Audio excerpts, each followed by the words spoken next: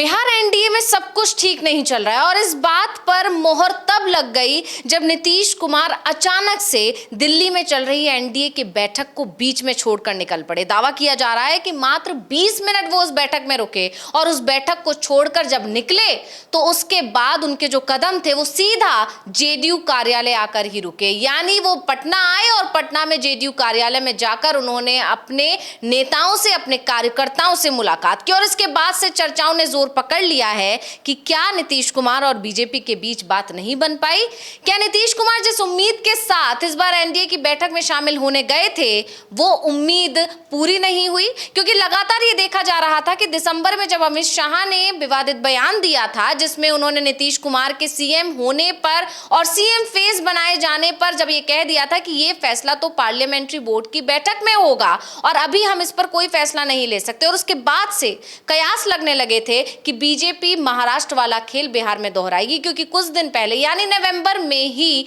नतीजे आए थे महाराष्ट्र के और महाराष्ट्र में एकनाथ शिंदे को हटाकर देवेंद्र फडणवीस को सीएम बना दिया गया था।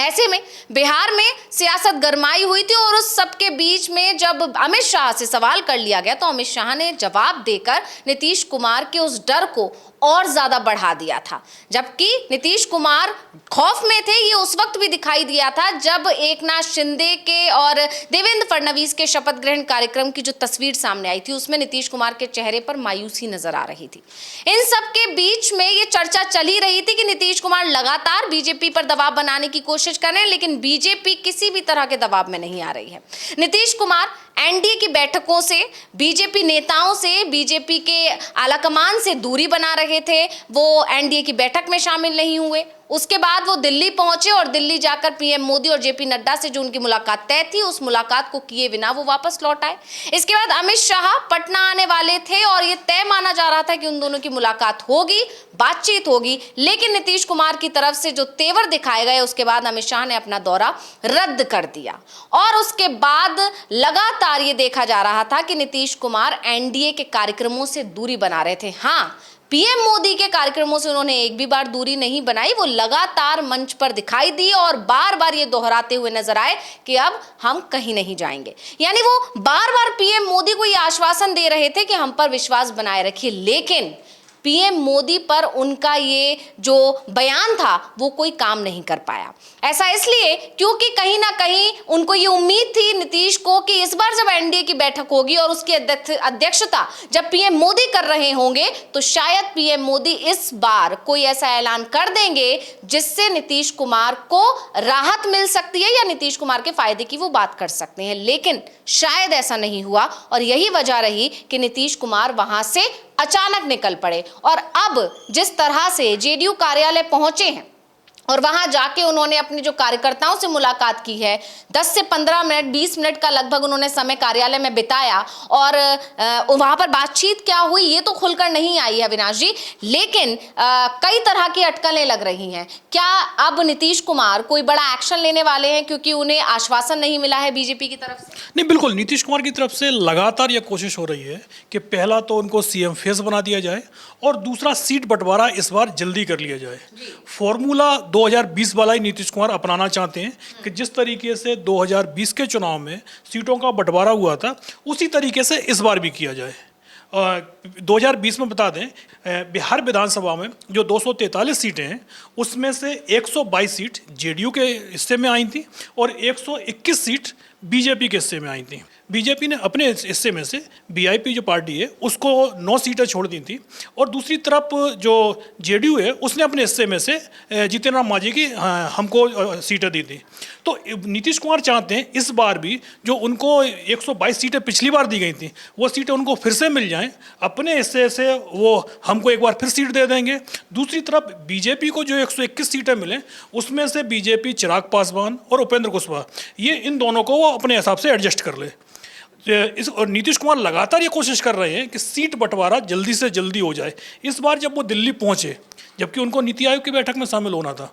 वो नीति आयोग की बैठक में शामिल नहीं हुए। और उन्होंने ये बोला कि हम भाई नीति आयोग की बैठक में शामिल होने आए भी नहीं हैं, हम प्रधानमंत्री ने जो बैठक बुलाई है उस बैठक में आए हैं जो एनडीए के मुख्यमंत्रियों की बैठक है। लेकिन उस बैठक में भी नीतीश कुमार 20 मिनट के अंदर ही निकल आए, क्योंकि ये कहा जा रहा है कि नीतीश कुमार जेपी नड्डा और अमित शाह के साथ अलग से बैठक चाहते थे ताकि बिहार में सीट बंटवारा और सीएम फेस की जो गुत्थी है उसको सुलझाया जा सके।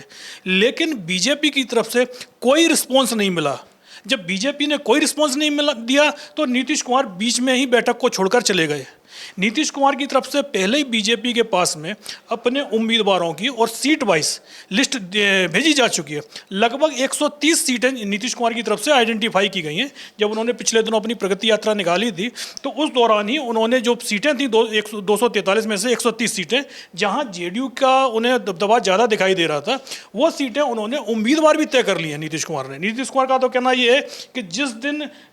गठबंधन में सीटों का बंटवारा हो जाता है जेडीयू तुरंत अपने उम्मीदवार भी घोषित कर देगा। लेकिन बीजेपी की तरफ से जो बीजेपी की हर बार की नीति रही है कि सीट बंटवारे को वो अंतिम समय तक टालते हैं, जिस तरीके से महाराष्ट्र में किया था। महाराष्ट्र में वो जब नामांकन की अंतिम तारीख आ गई थी उस समय तक भी बीजेपी ने सीट बंटवारे का ऐलान नहीं किया था।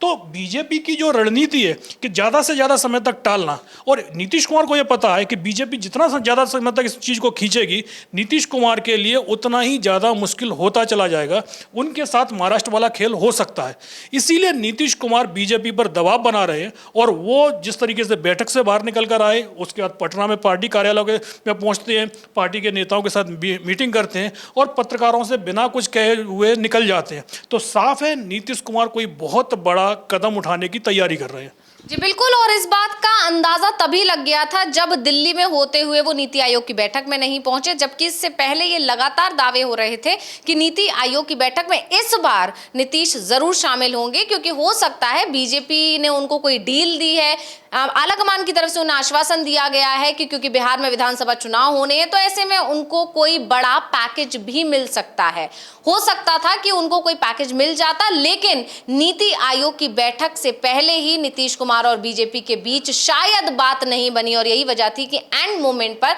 नीतीश कुमार ने नीति आयोग की बैठक में शामिल होने का अपना फैसला बदल दिया। इसको लेकर दावा किया गया कि कहीं ना कहीं नीतीश कुमार ने यह झटका दिया है बीजेपी को कि अगर उनकी बात नहीं मानी गई तो वो अपना फैसला बदल भी सकते हैं, और इसी के चलते वो एनडीए की बैठक में शामिल हुए, जहां पर बिहार विधानसभा चुनाव को लेकर जो बात नीतीश करना चाहते थे उस पर कोई बात नहीं हुई। प्रधानमंत्री की तरफ से उनको कोई आश्वासन नहीं दिया गया। नतीजा वो वहां से निकल गए और जेडीयू में जाकर अपने कार्यकर्ताओं को उन्होंने मैसेज दे दिया कि अब नीतीश कुमार अपनी पार्टी के लिए खुद फैसले लेने वाले हैं, यानी अब जेडीयू क्या करेगी वो अलग रणनीति पर काम करेगी, और बीजेपी के लिए कहीं ना कहीं ये एक बड़ा और खतरनाक संकेत भी एक तरह से माना जा रहा है। नहीं बिल्कुल, क्योंकि बीजेपी को ये चीज़ पता है कि इस बार जो चुनाव होना है अगर नीतीश कुमार साथ में नहीं रहते हैं तो बीजेपी की हार तय मानी जा रही है। जो 2015 में चुनाव परिणाम आया था उससे भी खराब परिणाम बीजेपी के सामने आएगा। तो बीजेपी को नीतीश कुमार को साथ में रखना तो उनकी मजबूरी है, लेकिन बीजेपी ये भी चाहती है कि इस बार बिहार में उनका सीएम बन जाए। नीतीश कुमार को ज़्यादा मजबूती ना मिले, वो नीतीश कुमार से बीजेपी फ़ायदा तो लेना चाहती है लेकिन जेडीयू को भी वो कमज़ोर बना के रखना चाहती है, और इसी के चलते बीजेपी दोहरी रणनीति पर काम कर रही है। एक तो सीएम फेस अभी तक नीतीश कुमार को घोषित नहीं किया है, दूसरी तरफ बीजेपी के जो बिहार के नेता हैं वो लगातार नीतीश कुमार के नेतृत्व की बात कर रहे हैं। लेकिन ये सबको पता है कि जो बात बीजेपी का जो हाईकमान है वो तय करेगा वही माना जाएगा। बीजेपी के बिहार के लीडर्स क्या बोल रहे हैं इसके कोई मायने नहीं है, और ये बात नीतीश कुमार को भी पता है, ये बात जेडीयू को भी पता है। इसीलिए जो नीतीश कुमार हैं दिल्ली में आए थे तो उनकी पहली कोशिश यही थी कि उनकी बैठक जेपी नड्डा और अमित शाह के साथ में हो जाए, क्योंकि नीतीश कुमार को भी पता है कि प्रधानमंत्री नरेंद्र मोदी संगठन के काम नहीं देखते हैं, संगठन के काम यही दोनों नेता देखते हैं, और ये दोनों नेता जो चीज़ तय कर लेंगे, उन्हें नरेंद्र मोदी जी को प्रधानमंत्री को बताया तो जाता है कि ये रणनीति बनाई जा रही है, ओके वही करते हैं, लेकिन बाकी के सारे काम यही दोनों नेता पार्टी के लिए करते हैं। और इसीलिए नीतीश कुमार जो बीजेपी हाईकमान के साथ बैठक चाहते थे और वो बैठक नहीं हुई, और उसके बाद जिस तरीके के